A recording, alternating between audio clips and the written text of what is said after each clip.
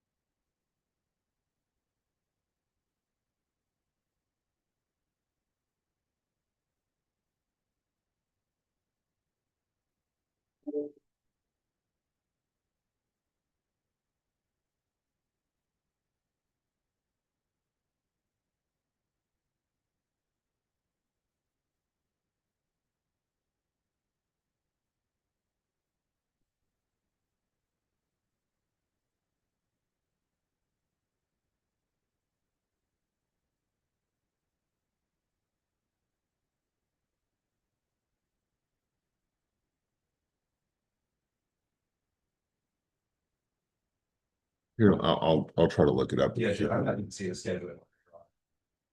And there wasn't necessarily an order on the continuance that was granted orally at the motion to compel hearing, if I recall correctly.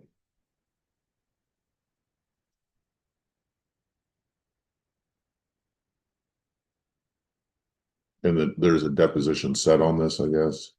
July 16th, Your Honor.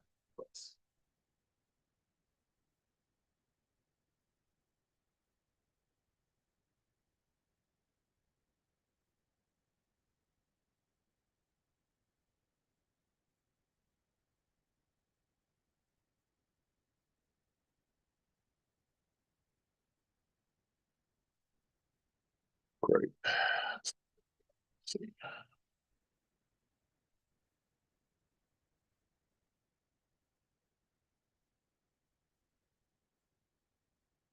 Hey, Rhonda, are you having problems getting on Odyssey? No, mine seems to be working. Did you want me to look up something for you real quick? No, I mean, yeah, if you want to see, is there a scheduling order on this case? Let's see.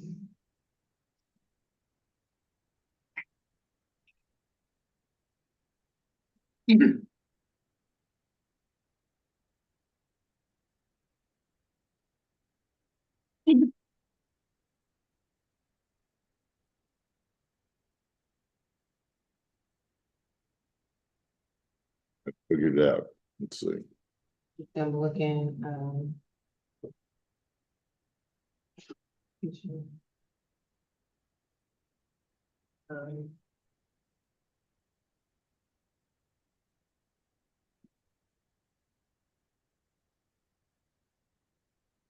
So to the interns, kind of why this is important is if discovery has expired, then there's really not an argument to be made that there should be additional time for discovery. So that's kind of why we're looking this up. and just to clarify, this is for the Fagan versus City of Dallas case. Yeah, I don't see a scheduled court on her, sir.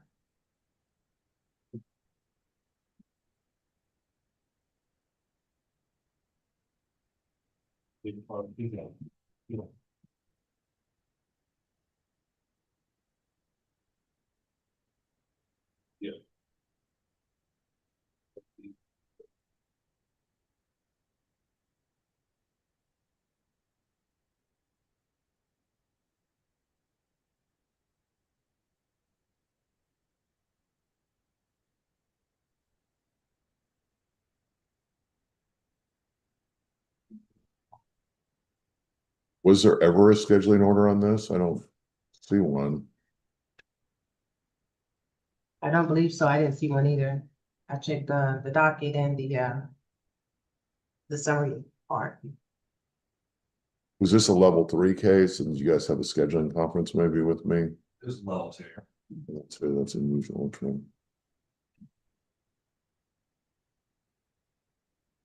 We have it logged as a level 2.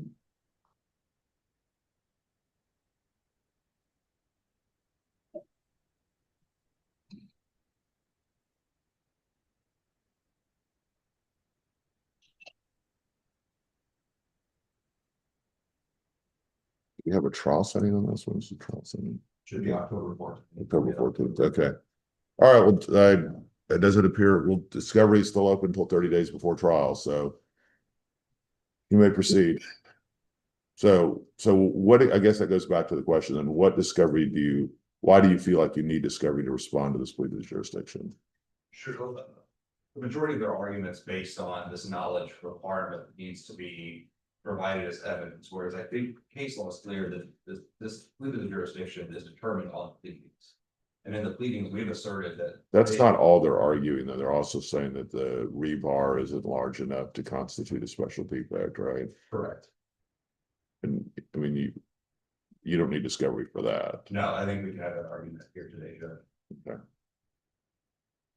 All right, well, let's proceed on what we can.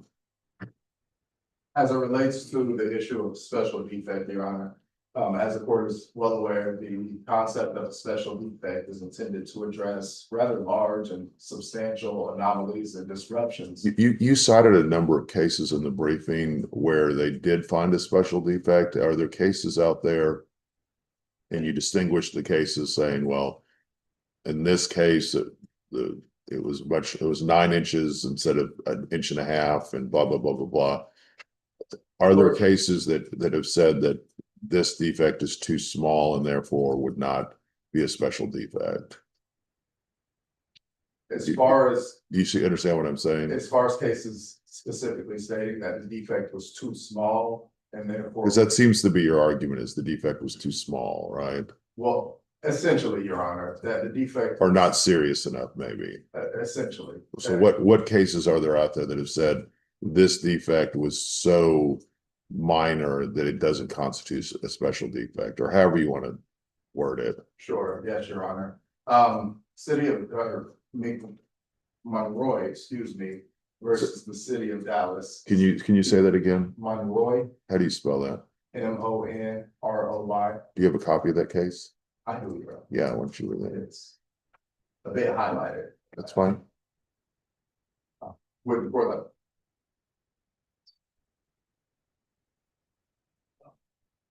And do you guys have a hearing binder for me? With cases and everything? I can get you one on the notice that says the first comments. It's just, Oh, really? yeah. We have a paralegal call and see if the court needed anything. Yeah, I usually will ask Ron if I need it. I'm gonna probably want one for this one. Okay. Got a question when you're ready. About what? Well, he's wanting to get this, in particular inmate served in federal, prison, right? In Atlanta. In Atlanta. So are you requesting me to talk to the federal, agency over there? Thanks, Chair. And also the sheriff's department, because I would have to talk to both of them. Whoever you need to talk to get this to occur. So that's why I wanted him to come in, was to talk to you, so you could talk to whatever we need to do to Okay. get to where we need to be. This is But what we got guys, but I'm in the middle of another hearing, so let me do that first. All right, So, Your Honor, in McRoy, a Mon- similar Monroy, Monroy, excuse me. I just want to make sure it's not a different case. In Monroy. This involves a similar situation as we're here for today, where a pedestrian was walking along the sidewalk. However, in Monroy, a portion of the sidewalk was elevated, creating a lip, which the plaintiff tripped over. The court in that case held that small disruptions in sidewalk conditions don't reach the level of an excavation or an obstruction sufficient to invoke the heightened legal standards and protections that accompany the term special defect. A similar situation or a similar holding. Excuse me, in Hinman versus State Departments versus. In Hinman versus State Department Highways and Public Transportation. The court in that case held that a small bump along the shoulder of the freeway similarly didn't constitute a special defect. It was a slightly uneven roadway is not necessarily a danger, is what they said, if I recall. So Correct, correct. And the court noted that because the pedestrian in that case had the ability to go to the left or the right of the small bump that was on the shoulder, it couldn't be considered an obstruction, nor could it be considered. Isn't this kind of different? This is a piece of rebar that's sticking out. I mean, I guess you're just saying because the rebar was so small, it shouldn't have constituted a special defect. Is that it? Because Correct, Your Honor. they clearly did not intend to have the rebar sticking out, or maybe they did. That doesn't make a lot of sense to me if they did. Sure, I can't imagine that the rebar was intended to be sticking out. How long was it out? That we don't know, Your Honor. We know that DART removed the bus station back in 2022. However, we don't know what the condition of that rebar was from 2022 through the time of Miss Fagan's fall. And this was in City of Dallas property, correct? On the City of Dallas sidewalk, yes. However. You believe that DART caused this to happen when they tore out you said a bus station or train station? Yes, it was a bus, formerly a bus stop, They tore it out. yes. And you think that's what caused the rebar? We believe that's what caused the rebar, however, there hasn't been confirmation. There hasn't been enough discovery to know the answer to that. That's been the assumption, Your Honor. And I'm not sure that. If I can clarify, Judge, Yeah, there's photos, I don't know that it's necessarily been produced here, but the rebar in question was used to bolt down one of the pillars, the 4 pillars of the bus stop. When it was removed, almost every other rebar piece sticking out was ground down, but this one, and there's one other one related to the trashing that was left behind. There's Google Map photos if you look at opposing counsel, one of the parties that's out of the case, and provided kind of a before and after based on that Google photo, where you can see where that particular bolt was, because there was another set of 4 bolts in the previous bus stop that had been ground down to sort of gives you the timeline. So but based on the Google photos, how long was this? they tore it down about 10 to 12 months prior to the accident. Okay. Did you have anything else? Yes, Your Honor. To finish on the issue of whether this constitutes special defect, going to the brief, going to our original brief, which included the required case law, and our response brief, which included additional case law, I think it's clear that this minor, small piece of rebar could have possibly constituted an excavation or an obstruction as contemplated under the Texas Tort Claims Act. And that gets us to the issue of actual notice, and in support of our contention that we didn't have actual notice, we produced the affidavit of Lawrence Laurent, who's a manager with our 311 department, who indicated that in the 3 years prior to Ms. Fagan's call, the city didn't receive any reports or any phone calls related to this allegedly dangerous condition. And the Texas Supreme Court and University of Texas Pan Am versus Aguilar has indicated that once a governmental entity produces reports of this sort, indicating that they have not received any complaints or any calls related to a potentially dangerous hazard, the onus then shifts to the plaintiff to prove some evidence of actual knowledge. And it's our contention that plaintiffs have not met their burden to do this, so can't meet their burden to do this here today. So that really goes to the issue of knowledge that we probably need discovery on, right? I don't believe we need additional discovery on that, Your Honor, because it's our position that necessary discovery has already been conducted. Written discovery has been circulated. And again, going back to that affidavit of Mr. Laurent, the city has demonstrated that it did not have actual knowledge. Okay, response? Yeah, Judge, with respect to the affidavit, first time that was produced was April 10th, when they started to set this for hearing and then filed a brief. So that's the first time that we were aware of this particular witness. I don't believe he's identified as a person with knowledge about facts. They sort of just sprung this on us and said, here we are, you have no actual knowledge to rebut this until we prevail. And so I think that goes again to our I request. mean, this case was filed back in February 2024. I mean, this has been going on for quite some time. Yes, Your Honor, and if you look at our reply brief, back in August 25, I had emailed all parties at that time that were in the case and said, we're at a point in the stage, we're either gonna start taking a bunch of depositions, or should we try to mediate this thing early? If you look through it, Dart and Dallas never respond. To the point where opposing counsel, for one of the related neighboring entities had said, I don't think they're gonna respond. At which point then we added another party who had actually installed the bus stop door manufacturing, which sort of puts a halt on wanting to take deposition, but you're adding in a party to get them involved. They soon settled out in November, which is why then we started pushing for these depositions to the court reps. They've already sort of laid out the timeline as to why it's taken so long for us to get there. But with respect to the special defects, they've sort of defined the special defect as a condition that it only needs to be in the same class as an excavation or obstruction to constitute a special defect. And this particular special defect was only there because of the excavation of tearing out that bus stop. There is case law that identifies certain conditions on a sidewalk that would be considered a special defect. In the city of Austin versus Red Hell, they determined that an uncovered water meter box in the sidewalk was found to be a special defect. There was a hole on the city sidewalk where utility pole used to be. That was in the city of El Paso versus Chacon. And then in Stokes versus the city of San Antonio, an uncovered storm sewer drain alongside of the road where a pedestrian would normally walk was considered a special defect. There is a test to determine whether or not something in particular is a special defect that's been set forth, and it's the size of the condition, whether the condition unexpectedly and physically impairs the ordinary user's ability to travel, whether the condition presents some unusual quality apart from the ordinary course of events, and whether the condition presents an unexpected and unusual danger. And I think the reason the courts have held sort of that shifting sidewalks aren't necessarily special defects is because we encounter them every day. It's sort of expected when you're walking on sidewalks, they're going to shift, they're going to be a little uneven. So that's not unordinary for you to encounter something like that.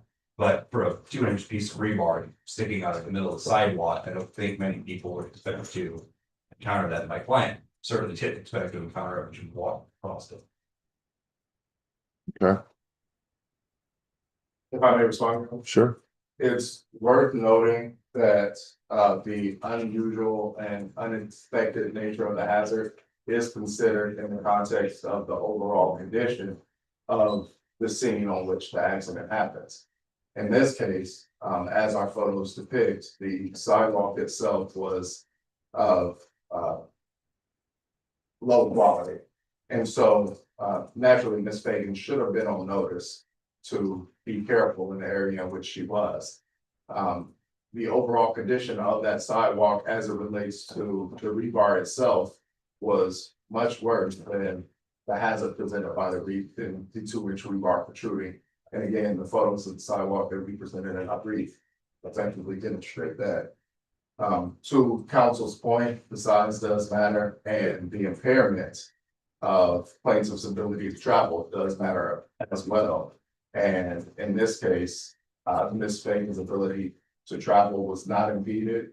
As courts have ruled in other cases, Ms. Fagan had ample opportunity to go to the left or to the right of the protruding rebar. And the size of the rebar was of such small nature and stature that it couldn't possibly constitute a special defect under the Texas Tort Claims Act. Okay, well, this is what I'm gonna do. Go ahead and put together a brief booklet for me that has all the briefing in it, you know, the plea, the most recent amended petition, the responses, the replies, as well as cases. Who wants to do that, and when can you get that done? Our office can do that, Your Honor. Would Just work together on it. Yeah, we can get our cases put together, highlighted and sent over to Mr. Sanders to incorporate into that vote. I think we can add that to the board by next Friday. Hmm, Is that too long? how about next Monday? Sure. Give it to me next Monday. You have an able young law clerk here that can help you. I've already assigned it to her, Judge. Okay, good, good. She's a former intern. That's, I don't just pick on random people. She's, was it last summer or summer? All right, guys, anything else today? Nothing from the defense. No, Your Honor. All right. You guys have a great rest of your day. Very good briefing on both sides, and just try to get me that notebook by the day. Thank you, Your Honor. Thanks, Judge. All right, thank you. And here you can have this case back so that you can put it together in the notebook. All right, Judge, I talked to the sheriff's department over there, and the sheriff's department is actually calling one of the deputies out in the field. We have that served. They're saying within a day or two, it should be taken care of. All right. Rhonda, are you there?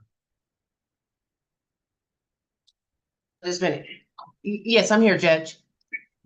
Okay, so we have this case that's had multiple resets on the VWAP docket. It's this Thorne versus you case. Do you see it? Thorne versus you, please. You. Thorne Oh. versus. It's on our status conference. Uh-huh.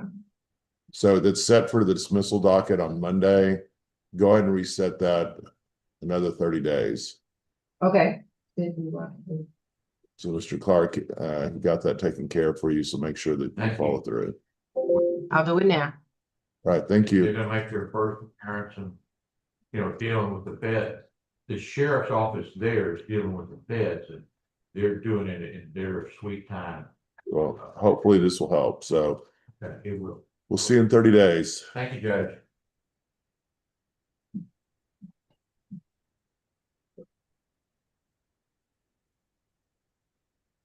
Do I get extra pay now?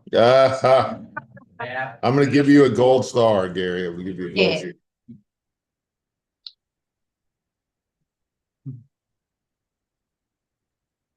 In my first year as a lawyer, I brought all the court coordinators a small little deal of whiskey.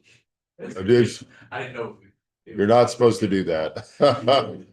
Do not bring a small thing of whiskey to the court coordinators, so.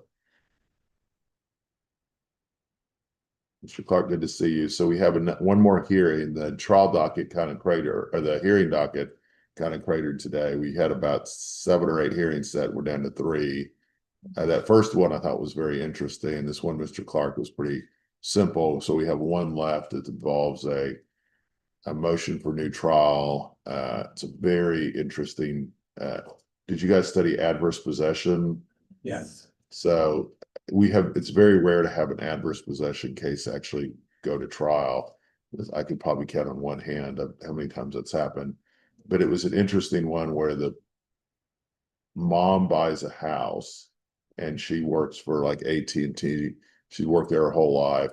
She decides that she wants to move to a new house and she lets her son move into the house. And because the house is paid off, and the agreement was that he would pay the taxes and she would pay the insurance on the house. And then he lived there a number of years. He gets this new girlfriend or wife, I think, eventually.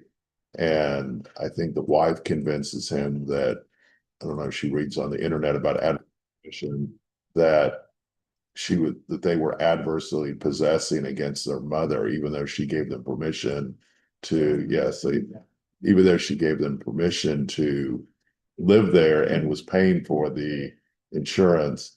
And so the son and his wife lost the trial, and now they're moving for a new trial because there's an issue involving upgrades. So yeah, son of the year, not this kid. Okay. What was the level 2 and level 3?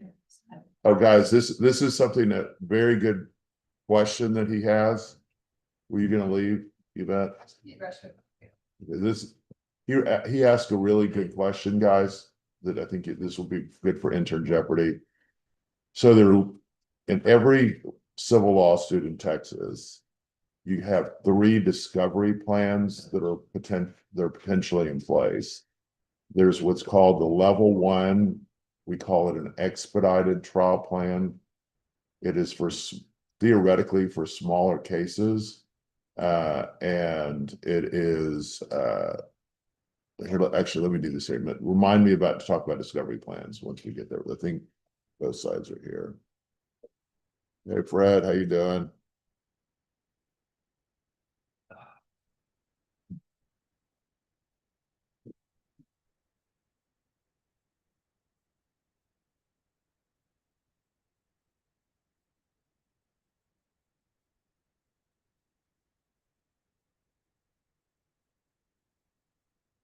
All right. Are both sides here?